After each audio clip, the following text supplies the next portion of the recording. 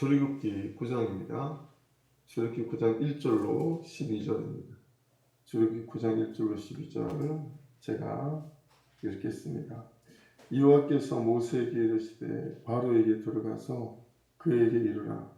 히브리 사람의 하나님 여호와께서 말씀하시기를 내 백성을 보내라. 그들이 나를 섬길 것이니라. 내가 만일 보내기를 거절하고 억지로 잡아두면 여호와의 손이 들에 있는 내 가축 곧 말과 나귀와 낙타와 소와 양에게 더하리니 심한 돌림병이 있을 것이며 여호와가 이스라엘의 가축과 애굽의 가축을 구별하리니 이스라엘 자손에게 속한 것은 하나도 죽지 아니하리라 하셨다 하라 하시고 여호와께서 기한을 정하여 이르시되 여호와가 내일 이 땅에서 이 일을 행하리라 하시더니 이튿날에 여호와께서 이 일을 행하시니 애굽의 모든 가축은 죽었으나 이스라엘 자손의 가축은 하나도 죽지 아니한지라. 바로가 사람을 보내어 본즉 이스라엘의 가축은 하나도 죽지 아니하였더라. 그러나 바로의 마음이 완강하여 백성을 보내지 아니하니라. 여호와께서 모세와 아론에게 이르시되 너희는 화덕의 제 두 움큼을 가지고 모세가 바로의 목전에서 하늘을 향하여 날리라. 그 제가 애굽 온 땅에 티끌이 되어 애굽 온 땅의 사람과 짐승에게 붙어서 악성 종기가 생기리라. 그들이 화덕의 재를 가지고 바로 앞에 서서 모세가 하늘을 향하여 날리니 사람과 짐승에게 붙어 악성 종기가 생기고 요술사들도 악성 종기로 말미암아 모세 앞에 서지 못하니 악성 종기가 요술사들로부터 애굽 모든 사람에게 생겼습니다.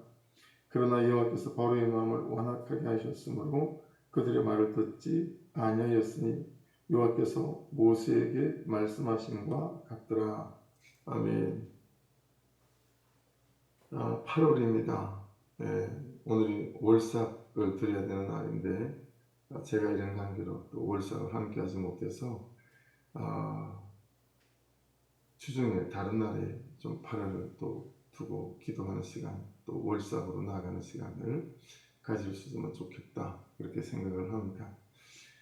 이제 4절부터는 5번째 재앙이 시작되어지죠.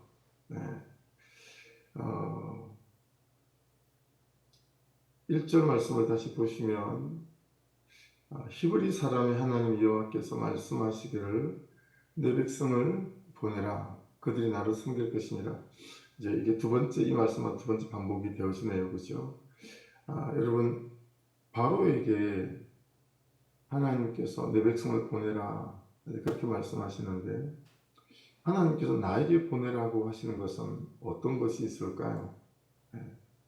하나님께서 나에게 이제 그만 보내라고 하시는데 보내지 않고 내가 잡아두고 있는 것은 없을까? 요즘 큐티하시고 또 말씀을 묵상을 하시면서 말씀을 통해서 하나님께서 우리에게 말씀을 걸어오시고 또 음성을 주실 때가 있잖아요. 그래서 이런 것들을 좀 떠나보내기를 원한다라고 말씀하시는 것들이 있음에도 불구하고 우리 또한 바로처럼 보내기를 거절하고 있는 것들은 없을까라고 하는 것입니다. 죄의 목록일 수도 있겠죠. 아니면 어떤 헌신의 목록들일 수도 있다고 봅니다. 대가지불이 필요한 어떤 수고의 목록들일 수도 있을 거라고 보고요. 그리고 가정 안에서, 관계 안에서 나의 어떤 습관이나 태도나 이런 것들 안에서 하나님께서 그만 그런 것들을 떠나보내라 라고 말씀하실 수도 있겠죠. 그런데 여전히 떠나보지 못하고 우리가 붙들고 있는 건 뭐고 여전히 거기에 우리가 좀 사로잡혀 있는 것은 어떤 걸까? 또 적용해보며 우리를 살피는 것들이 말씀 안에서는 중요해 보입니다. 내가 생각할 때 나에게 지금 꼭 있어야 할 것과 하나님 보실 때 나에게 지금 꼭 있어야 할 것은 다른 것 같습니다. 내가 생각하는 타이밍하고요, 하나님이 생각하시는 타이밍은 차이가 항상 있는 것 같다. 이런 것도 깨닫게 되어지죠. 모세가 생각했을 때, 모세가 생각하는 타이밍은 그가 40살이었을 때 아니었겠습니까? 하지만 하나님이 생각하시는 타이밍은 모세가 80이 되어졌을 때였었습니다.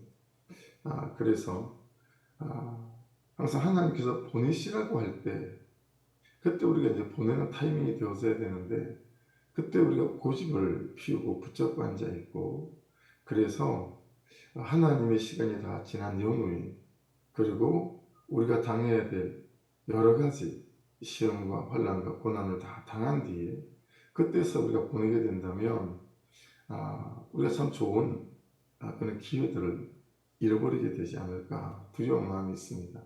그래서 여러분, 말씀이 들릴 때 그 말씀대로 순종할 수 있는 그런 충분한 은혜가 저와 여러분에게 잘 준비되어 있지 않으면 말씀은 들리지만 내 삶으로는 순종해낼 수 없는 그런 처지가 된다면 참 안타까움이 있을 것 같습니다.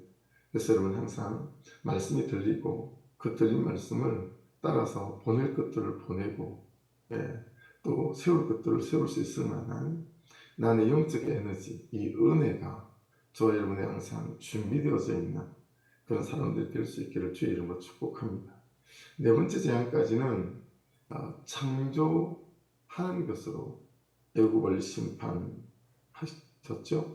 다섯 번째 재앙부터는 이미 창조되어 있는 것들을 죽이는 일로 심판을 하기 시작하니까 이게 이제 훨씬 더 심각해졌죠.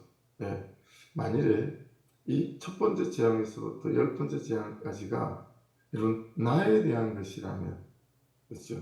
나에 대한 것이라면 하루도 빨리 돌이키는 것이 얼마나 중요한지, 하루도 빨리 끊어내고 잘라내는 것이 얼마나 중요한지 또 깨닫게 되어집니다. 마침 다섯 번째 시간 딱 절반쯤 되어졌으니까요. 저도 그러하고 여러분도 그러하고 이제부터는 이미 주신 것들, 창조되어진 것들을 가지고 죽이는 심판을 하신다라는 것들을 잘 유념해야 될 것 같아요. 우리가 우리의 것을 보낸 것에 대하여 여러분 두려워하지 않아야 될 이유가 무엇이겠습니까? 헌신을 말씀하시든 또 어떤 대가지 우리 필요한 어떤 수고의 목록을 말씀하시든 우리가 두려워하지 않아야 될 이유는 무엇입니까? 이스라엘 자손에게 속한 것은 하나도 죽지 아니하리니.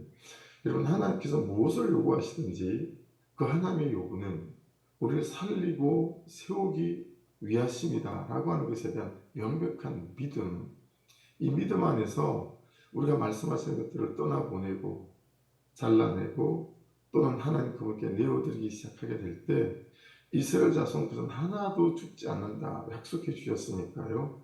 이 모든 과정 안에서 우리를 살리고 세우는 은혜만 있게 될 줄로 믿습니다.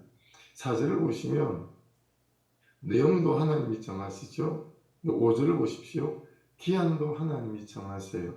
그리고 6절에서는 영원히 애굽의 것이라고 여겼던 가축을 하나님이 싹 다 가져가십니다. 나는 정말로 모든 것이 하나님께 속한 것이라고 믿는가? 나는 정말로 모든 것이 하나님께로부터 오는 것이라고 믿는가? 이건 내 열심으로 되어지는 거지 이게 하나님이 주시는 게 아니다. 이렇게 생각하기가 십상이잖아요. 그리고 아담처럼 하나님이 주신 것임에도 불구하고 오래 내가 가지고 있다 보면 이게 원래 내 것 같잖아요. 내 몸도 원래 내 것 같고 이 가정도 원래 내 것 같고 자식도 원래 내 자식 같고. 그런데 여러분, 이런 말씀들을 통해서 항상 깨달아야 될 것은 무엇이겠습니까? 그냥 내가 가지고 있고 내가 입고 있고 누리고 있는 이 모든 것이 원래는 하나님 거였다라고 하는 것에 대한 깨어있음, 살아있음이 항상 있어야 되겠죠. 나는 정말 모든 것이 하나님께로부터 주어진 것이기에 모든 것을 하나님께 내어놓을 수 있는가? 이런 질문 앞에 아멘이라고 할 수 있다면 우리가 그 정도로 은혜로 충만해 있고 영적으로 잘 깨어 살아있다면 더할 나위 없겠지만 우리는 항상 가진 것은 내 것 같고 그리고 없는 것은 하나님께서 주셔야 하고, 그러니 그분이 헌신을 요구하거나 섬김을 요구할 때 내 것을 내어놓기 원하실 때 참 우리에게 어려운 숙제가 되어지고 갈등되어지죠.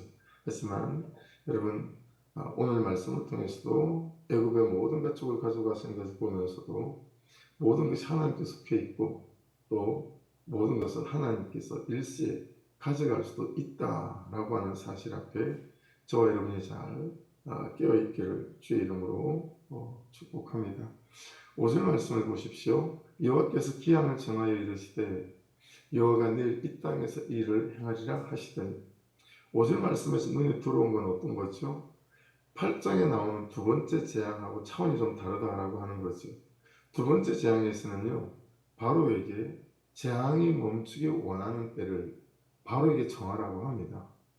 하지만 이번에는 어떤 기회도 주시지 않고 내일 재앙이 임할 거다. 재앙이 임할 시간만 말씀하세요. 자, 여러분, 점점 뭔가 깊어지죠, 재앙이. 그리고 재앙이 더 엄중해지죠. 예. 그래서 제 개인적으로 그냥 첫 번째 재앙부터 10번째 재앙까지를 제 개인적으로 받으면서는 생각나는 것들, 또 깨달아지는 것들, 그것이 제 범주에 속한 것이든 어떤 내 성품의 완고함의 범주에 속한 것이든, 예, 그런 것 안에서 깨닫게 되는 부분들이 있는 것 같아요. 예, 성품에 있어서 내가 있는 부분들을 잘 씨름하고 정리하고 잘 끊어내지 않으면 하나님께서 훨씬 더 깊이 있게 이걸 만지시고 또 다듬으시겠구나. 그런 부분 안에서 하루라도 빨리 돌이킬 것들을 돌이킬 수 있는 은혜를 부어주십시오. 그런 기도가 절로 나오게 되어지는 것 같습니다. 영원히 참으시고 기다리시고 또 기회를 주시는 것 같지만 그렇지는 않구나. 저는 하나님 보면서 제일 감사한 게 그런 거거든요. 날 기다려주시는 거. 근데 기다려주시는데 그냥 기다려주시지 않고 참 오래, 참 길게, 너무나 많이 나를 참아내 주시는구나. 이걸 정말 뼈저리게 많이 느끼는 것 같아요. 근데 이 출애굽에 이제 나의 영적인 출애굽, 이 열재앙 앞에 이렇게 닥치면서 하나님이 영원히 참지만은 않으실 수도 있겠다. 왜냐하면 하나님은 나를 구원하시고 나를 세워가시고 나를 살리시고 살아난 나를 통하여 또 다른 살아나야 될 사람들을 살리기 원하시기 때문에 하나님께서 마냥 기다리시지 않으시고 나에게 뛰어들어오시고 개입하시고 간섭하시겠구나 라는 걸 열정을 통해서 또 배우고 깨닫게 되어지는 것 같습니다.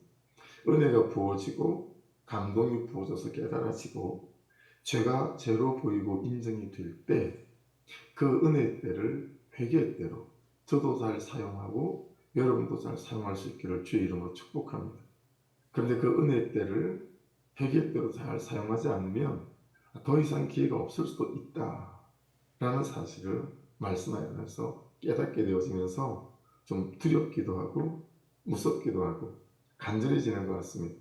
아버지, 머리로는 깨닫고 가슴으로는 깨닫는데 조금만 몸이 아프고 현실적으로 상황이 어려우면 또 옛날에 완고한 성품, 짜증스러운 성품으로 돌아가서 또 사람들을 대하는데 조심이 없고 온유함은 어디로 갔는지 다 날아가 버리고 없고 그냥 옛날에 그는 부족한 모습으로 또 씨름을 하는 제 모습을 보면서 참 은혜가 있을 때 깨닫게 하실 때 회개대로 잘 사용해야 되겠다. 마냥 이렇게 계속 은혜대로 회개대로 하나님이 허락하지 아니하시고 때로는 다른 방식으로 나를 다루실 수도 있겠구나. 이게 이제 깨달아지는 거죠. 그래서 여러분 은혜 주실 때 회개케 하실 때 다른 방식으로 하나님이 나를 다루시기 이전에 저와 여러분이 순종함으로 잘 깨어서 회개하고 돌이키고 자복하고 살아나서 살리는 사람으로 세워져가는 은혜의 주인공들이 될 수 있기를 주의 이름으로 축복합니다.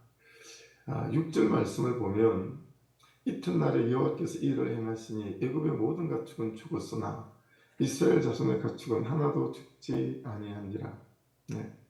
애굽의 모든 가축이 죽었지만 바로의 마음의 완고함은 꺾이지 않습니다. 제가 이런 사람이 될까 두렵습니다. 저는 코로나가 쉽지 않은 것 같아요. 막 한 3일은 정말 육체적으로 많이 힘이 들었는데 4일째가 넘어가니까 영적으로도 이게 자꾸 물러서는 듯한 느낌들이 있고요. 갇혀 있어서 그런지 스물스물 짜증도 나고요. 저는 이 코로나가 참 간단치가 않다 이런 생각을 하게 되어졌습니다. 바로처럼 모든 가축이 죽었음에도 불구하고 이 바로의 마음의 완고함이 꺾이지 않잖아요. 네. 근데 이런 것처럼 참 이렇게 고집스러운 사람이 될까봐 내가 생각하고 있는 내 방식을 끝까지 사수하고 싶어 하고, 예, 그냥 내 뜻대로 관철하고 싶어 하는 이런 사람일까? 참 두려움이 있습니다. 바로의 저 완고함과 저 고집이 제 완고함이 되고 제 고집이 될까? 너무 두렵기도 하고요. 여러분, 그런 면에서 나를 죄에서 출애굽을 시키시려고 반복된 음란이나 중독이나 게으름이나 미움, 나태함에서 출애굽시키시려고 내 인생에 하나님이 뛰어들어오셔서 무엇을 가져가시고 때로는 무엇이 안 되게 하시고, 예, 때로는 걸려 넘어 자빠지게 하시고, 이런 것들이 얼마나 은혜로 해석되어서야 될까, 이걸 이제 깨닫게 되었습니다. 이게 지금 하나님이 다 수고하시는 거잖아요. 하나님이 수고하시거나 아니면 하나님이 내 아내를 통해서 아내가 수고하게 하거나 또는 다른 사람들을 수고하게 만들어서 이런 나로 그 모든 완고함에서 출애굽시키려고 하시는 하나님의 은혜요 하나님의 사랑이 아니겠습니까? 이렇게 보면 우리가 고난을 보는 눈, 우리의 삶의 실패를 보는 눈이 전혀 달라질 수 있죠. 참 관점의 차이가 무섭고 어느 시선에서 바라보냐 각도의 차이가 너무 무서운 것 같아요.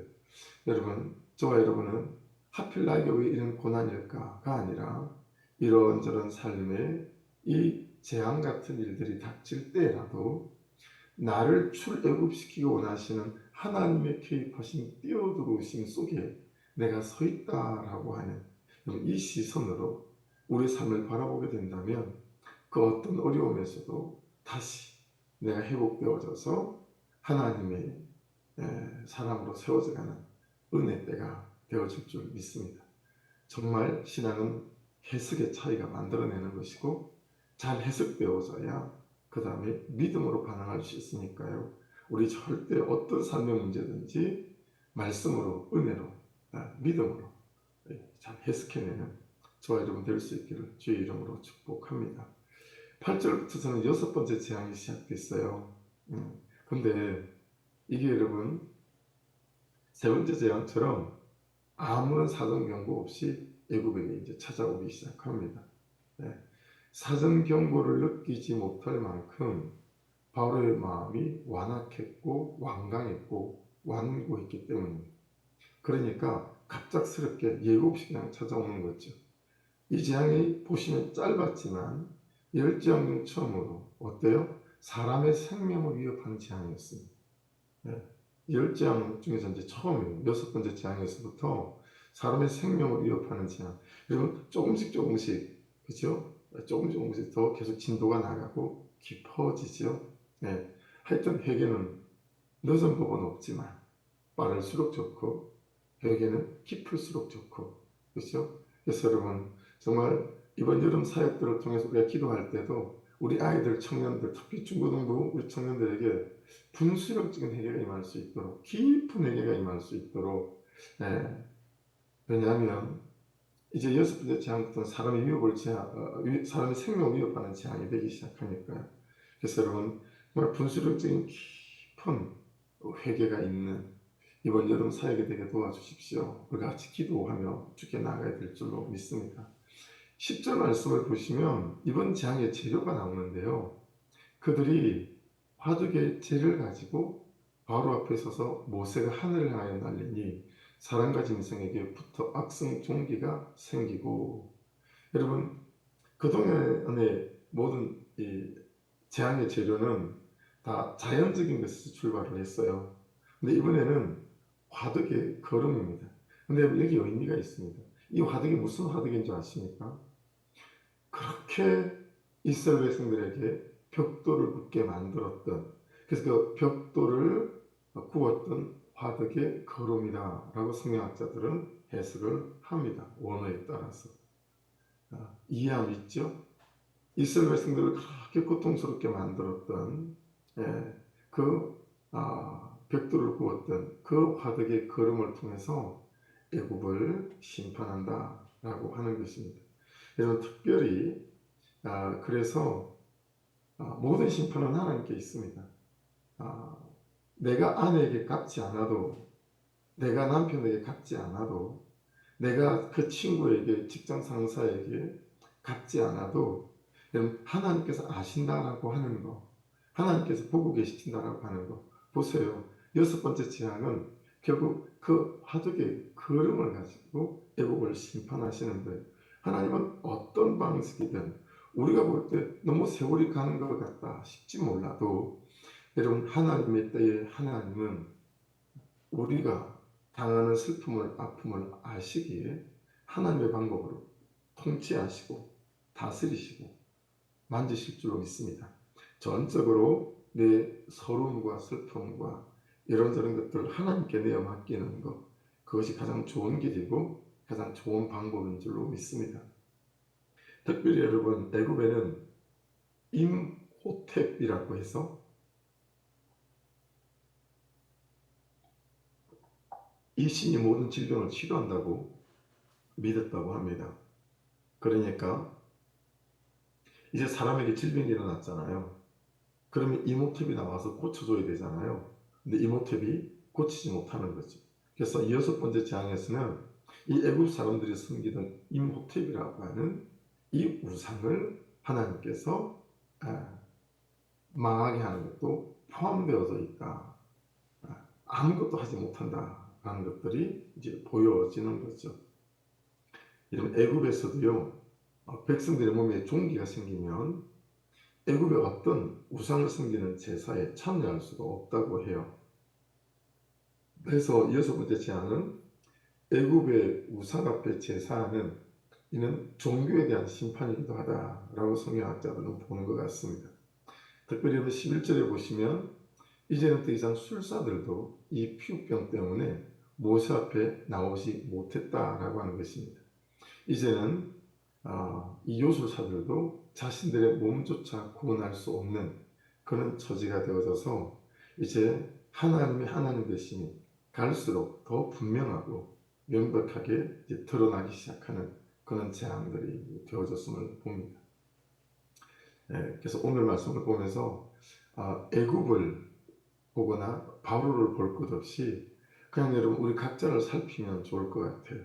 이 첫 번째부터 열 번째 재앙이 만일에 하나님께서 나의 영적 출애굽을 위해서 우리에게 주시는 메시지라고 한다면 지금 내가 정말 돌이키고 회개하며 자복하고 통회할 때가 아닌가, 하나님께서는 뭘 내보내라고 하시는가, 이걸 생각하시면서 하나님께서 내게 말씀하시는 내보내라고 하시는 거, 나에게 내놓으라고 하시는 거, 이런 것들을 잘 살피고 말씀을 적응해 가면서 오늘 말씀을 묵상하게 될 때 하나님께서 우리 각자에게 주시는 우리만의 말씀이 말씀하시는 음성이 있겠다 싶습니다. 기도하겠습니다. 오늘도 이 말씀을 붙잡고 하나님 잘 깨닫게 도와주십시오 라고 기도하고 싶습니다. 나에게 무엇을 하나님께서 요구하시는지, 어떤 헌신과 어떤 대가지불을 원하시는 건지 하나님 잘 깨어있고 살아있어서 잘 알아들어서 하나님 그것 외에도 그만 끊어내기를 원하시고 또 그만 멈추기를 원하시는 어떤 삶의 모습들이 있다면 아버지 그런 것들도 잘 깨닫게 도와주셔서 정말 멈출 것들은 멈추게 하시고 끊어낼 것들은 끊어낼 수 있도록 도와주십시오. 하나님 은혜 때가 있을 때 회개 때로 삼아서 아버지 하나님 하나님의 만지심이 더 깊어지지 않는 그런 우리가 될 수 있도록 인도해 주시옵소서. 우리 주여 한번 부르고 말씀 붙잡고 기도하시고요. 특별히 오늘부터 시작되어지는 청년의 수련회하고 중고등부 수련회를 위해서 하나님 분수령적인 그런 회개의 때가 통회와 자복의 때가 되게 도와주셔서 옛날에 더럽고 엄난하고 그런 삶들은 싹 끊어지게 도와주시고 정말 거룩한 백성으로 다시 살아 일어나는 놀라운 그런 거룩을 만나고 성령을 만나고 하나님을 만나고 예수를 만나는 정말 주인이 바뀌어지는 아버지 그런 순회가 될 수 있도록 역사해 주시고 모든 과정 가운데도 예수의 물로 덮어주시고 불말과 불병으로 아버지 도단성 떼어싸 주셔서 모든 악한 것으로부터 코로나로부터 지켜주시고 아버지 들어가는 그 순간부터 깊이 은혜 속에 잠김바 되어져서 그 또는 사람들 생기지 않도록 은혜 받지 못하는 청년들 생기지 않도록 중고등 아이들 생기지 않도록 아버지 간섭하여 주시옵소서. 우리 주여 한번 부르고 같이 기도 시작하겠습니다. 주여 아버지